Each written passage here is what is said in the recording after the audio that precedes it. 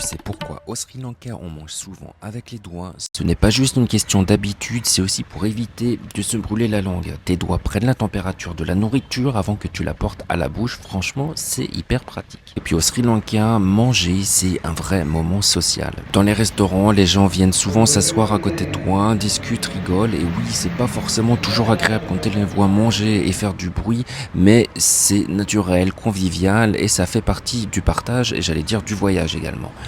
Alors compare ça avec la France où la plupart du temps on mange chacun dans son coin silencieusement avec fourchette et couteau bien alignés, en tout cas dans les restaurants, et le repas familial est souvent très codifié.